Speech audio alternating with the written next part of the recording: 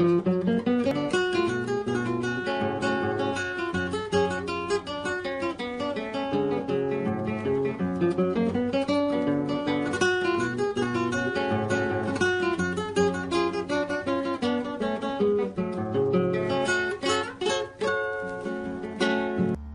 de empezar, vale aclarar que si bien este conflicto se lo conoce como la Guerra de los 100 años, en realidad esta guerra duró más que 100 años, ya que comenzó en 1337 y terminó en 1453. Pero no fueron más de 100 años de guerra ininterrumpida, sino que esta guerra se detuvo numerosas veces por diferentes treguas y tratados de paz entre los dos beligerantes. Para poder entrar en detalle sobre la guerra, primero tenemos que ver cómo se encontraban sus participantes. Comencemos por Francia. Antes de comenzar la guerra, Francia era uno de los reinos más poderosos e importantes de Europa.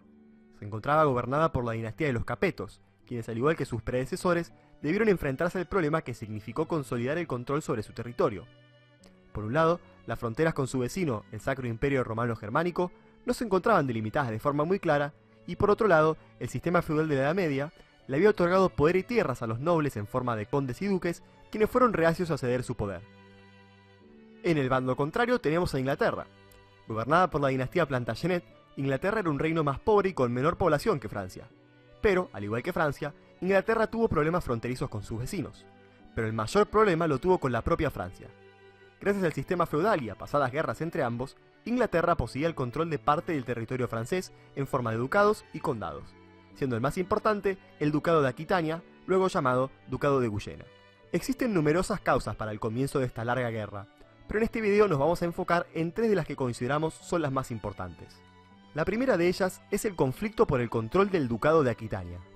Debido a diferentes guerras y tratados del pasado, el Ducado de Aquitania, que se ubicaba dentro del actual territorio francés, le pertenecía al rey de Inglaterra, quien tenía el título de duque.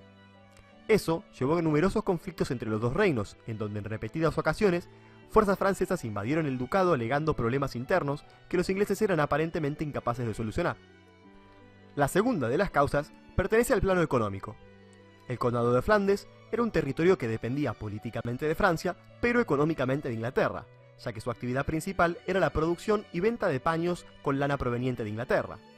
Hecho bien conocido por Inglaterra, quien utilizó la amenaza de cortar la exportación de lana para forzar a Flandes a estar de su lado y generar levantamientos armados contra Francia. La tercera causa, o el detonante de la guerra, sin embargo, se encuentra en la cuestión sucesoria de la corona de Francia. En 1328 moría Carlos IV, el último de los reyes capetos en Francia, sin hijos varones. Carlos había tenido una hija mujer, que según las costumbres francesas no podía heredar la corona. Al no haber tenido un hijo varón, la corona debía recaer en el pariente masculino más cercano de Carlos IV, quien en este caso resultaba ser su sobrino, Eduardo III, rey de Inglaterra. Para evitar que el trono francés cayese en manos de los ingleses, los nobles franceses apelaron a la vigencia de la ley sálica, según la cual una mujer no podía gobernar ni transmitir los derechos hereditarios a la corona, invalidando entonces la clama de Eduardo III, ya que él era sobrino de Carlos IV por parte de su hermana. Con este argumento, en 1328, fue nombrado rey Felipe de Valois, primo hermano del rey difunto, y quien al coronarse pasó a llamarse Felipe VI. La tensión entre las dos coronas se elevó hasta que finalmente estalló el conflicto en el año 1337, cuando Felipe VI decidió invadir el Ducado de Guyena, aprovechando una serie de incidentes internos, hecho que causó la ruptura de las relaciones y al poco tiempo el comienzo de la guerra. Para que sea más fácil entender esta guerra, vamos a dividirla en las siguientes 4 etapas. La primera de estas etapas comienza en 1340 con la primera batalla importante de la guerra, la batalla naval de la Esclusa, en donde la flota anglo-flamenca destruyó a la francesa.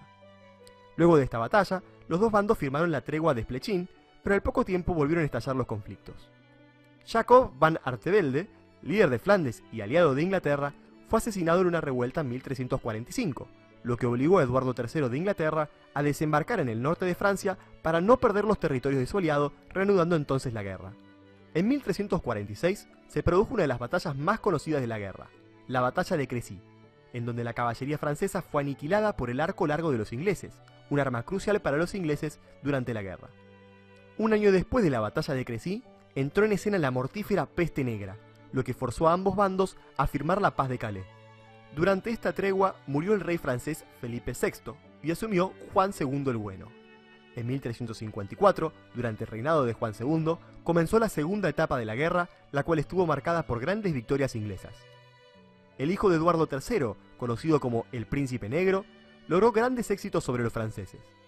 En la batalla de Poitiers, en 1356, el Príncipe Negro logró capturar al mismísimo rey francés, Juan II el Bueno.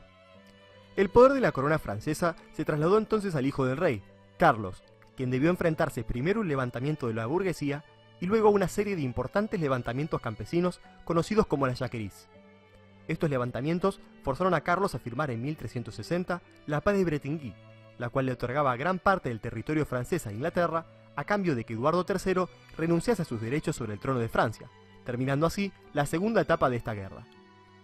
Durante los primeros 8 años del gobierno de Carlos, quien tomó el nombre de Carlos V, Francia logró solucionar sus problemas internos para luego desconocer la Paz de Bretigny en 1368, dando inicio a la tercera etapa de la guerra. Carlos V logró recuperar una gran cantidad de territorio y gracias a sus alianzas con el Reino de Castilla y el Condado de Flandes, logró derrotar a la flota inglesa en la batalla de La Rochelle en 1372. Esto obligó a Eduardo III a comenzar negociaciones de paz, algo que no llegaría a haber completado, ya que entre 1376 y 1377 fallecieron Eduardo III y al poco tiempo su sucesor directo, el Príncipe Negro, lo que forzó a los ingleses a firmar una tregua en 1377, terminando así la tercera etapa de la guerra. Iniciada la tregua, ambos países debieron enfrentarse a serios problemas internos. En Inglaterra, la muerte de Eduardo III y el Príncipe Negro llevaron a Ricardo II al trono.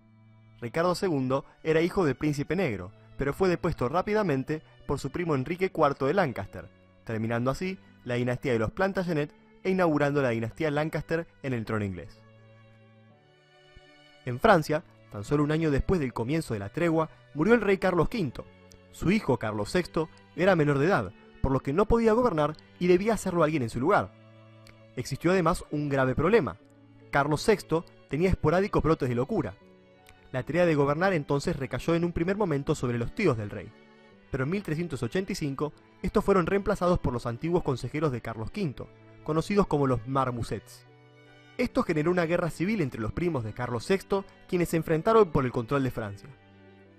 Los dos bandos que se enfrentaron fueron los Armagnacs, seguidores de Luis de Orleans, y los borgoñones, leales a Juan sin miedo.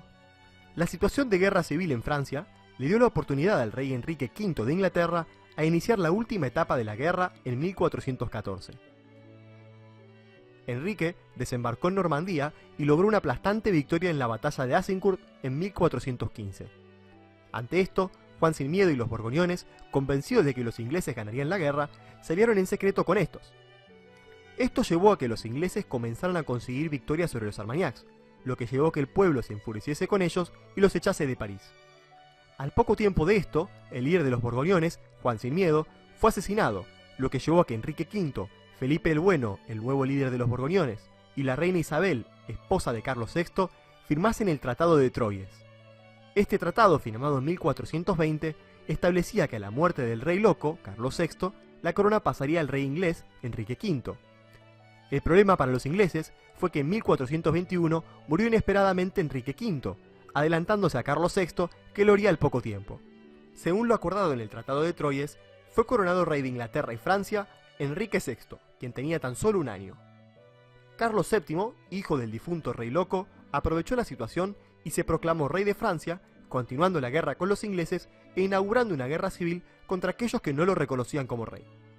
Carlos VII se encontraba en desventaja y sufrió numerosas derrotas, pero todo cambió en 1428 con el sitio de Orleans.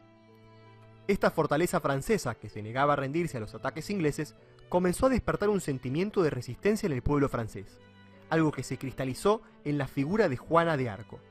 Esta joven mujer, quien decía haber sido enviada por Dios, logró derrotar a los ingleses en Orleans, levantando el espíritu de los franceses. Además, gracias a esta victoria, Carlos VII fue proclamado como rey de los franceses, aunque no todos lo reconocieran. En 1430, Juana fue capturada por los borgoñones y entregada a los ingleses, quienes decidieron quemarla en la hoguera. Con su muerte, Juana de Arco logró unificar a los franceses y que los borgoñones aliados de los ingleses se pasasen al bando francés. Terminada la guerra civil, Carlos VII lideró a sus ejércitos a la victoria, derrotando a los ingleses de forma definitiva en la batalla de Castillón en 1453, dejándoles únicamente con el control de Calais y terminando así la Guerra de los 100 años.